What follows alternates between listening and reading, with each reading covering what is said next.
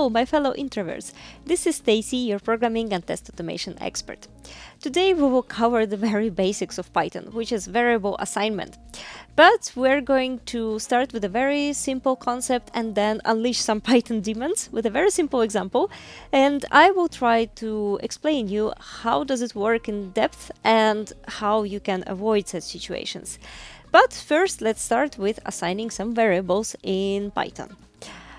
Okay, to assign a variable in Python, because some of you guys might not be from Python world, so I need to show it to you in order to understand what is happening here. So we have to create a name of this variable, and we just type equals, let's say, 0. Okay, and we get a, which is equals 0. So you don't need any const, let, any type to be written here. You just write something equals something, and that creates a variable for you.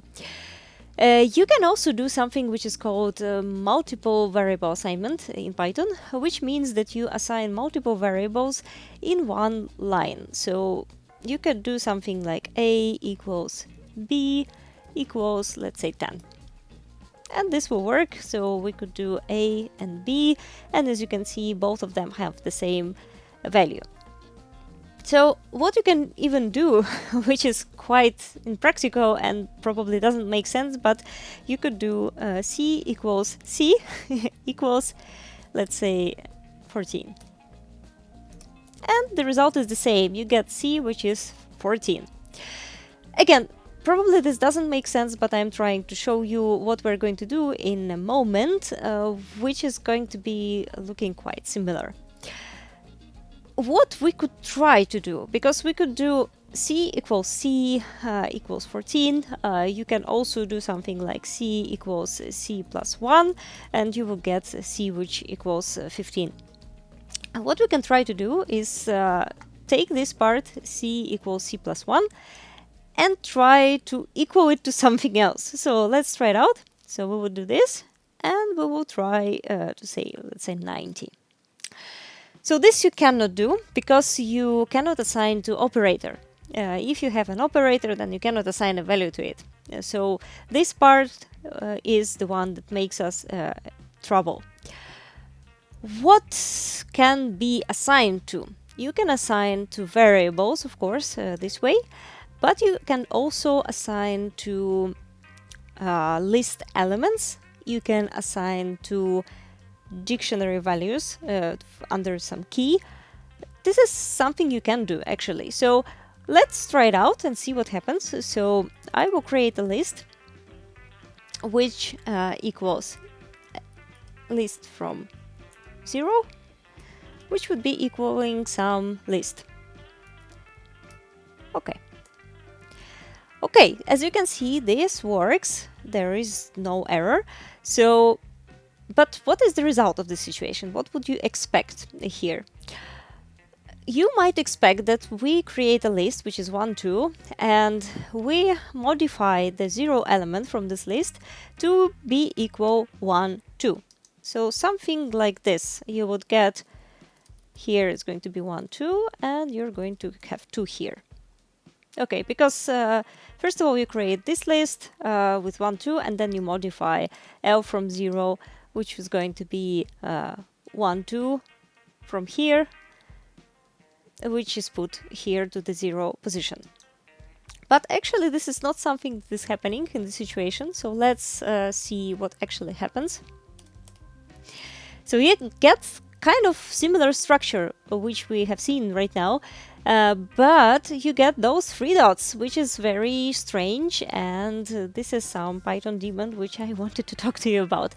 So what if we get these 3 dots and see what's inside of them? So we can do L from 0, and again we get the same thing. What would be if we get L from 0 from 0? Same thing. Of course, naturally, if you do something like this, it will return you a 2. But as you can see, it's like continuously showing us the same result. So let's investigate it a little bit and see what is happening with those values inside of Python. So in Python, everything is an object, and each object has a reference in the memory, so it gets some kind of an ID. To get this ID, you have a special function which is called ID, and you can apply it to a variable or something else, and you can check whether, you can check the ID basically. It will return you a number. So let's try it out with our L. So we would do ID L.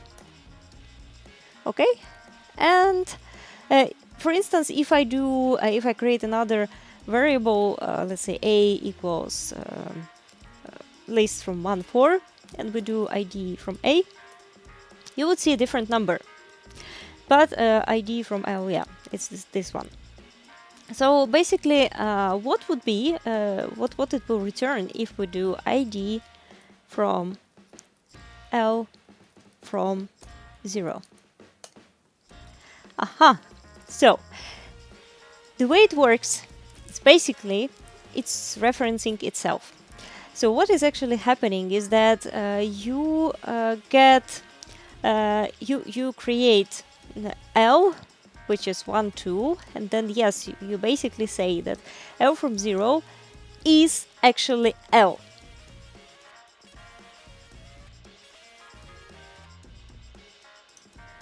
To explain it in a better way, we can try it step by step, not in the same line.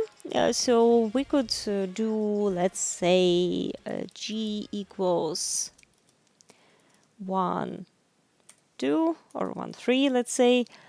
G from 0 equals G.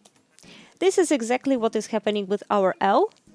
So first of all, you say that L equals 1 2, and then you say that L from 0 is actually L. So let's see what is happening.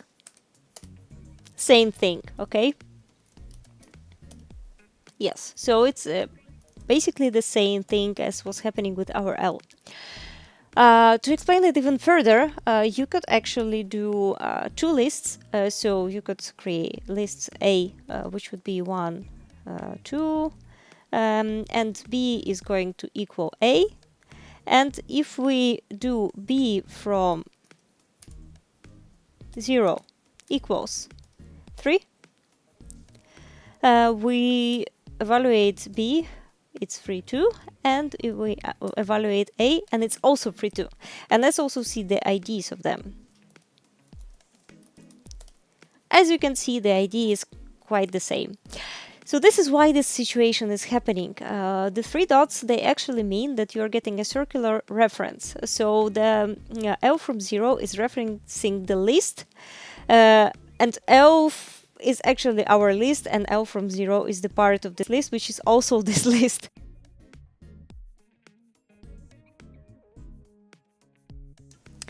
So in order to fix such a situation, first of all, you cannot do it in one line because you would get a circular reference. But second thing is that you don't have to reference, but you have to do a copy of the list.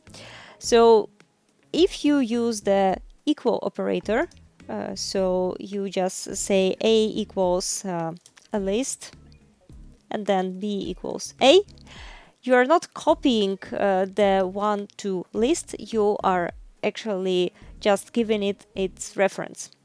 So basically, as you have seen, that this is the same, they have the same ID. So in order to fix something like this, you will have to make a copy of A, which would be assigned to B.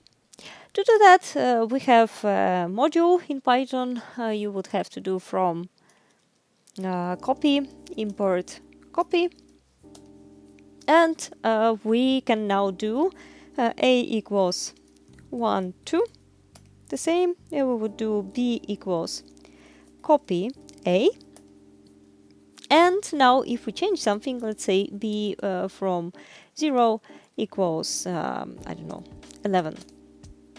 So B was changed, this is expected, and A was not changed. This is the difference, because previously it would have been changed.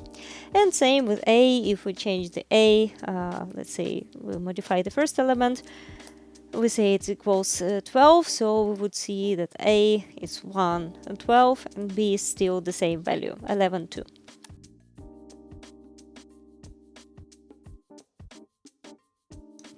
Okay, so for today's video, let me show one last example with circular referencing, which is kind of a very tricky example, and you might encounter it on an interview, and now you will know what it means and how it works. So you can do the same thing with dictionaries as well. So to do that, you would create two variables again. There might be three, but yeah, let's create two. So let's say kh equals k from h equals a dictionary, and let's say, I don't know, 4. So if you haven't seen this before, do you have any idea what is going to be like, what is going to be stored inside of k? Let's check it out. So you get something very weird. I've spent quite some time on understanding what exactly is happening here, to be honest. But now we know that this is a circular referencing. Dictionaries behave the same way, so you would get the same results basically here. So what is actually happening? As you can see, we have a dictionary. The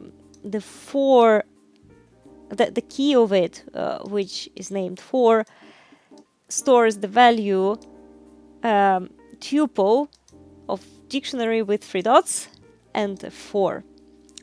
What is actually happening is that k becomes a dictionary, h becomes a 4, and then you say that k from h, which is 4, equals this guy, but we know that we're updating this at the moment, so actually we're getting something like this.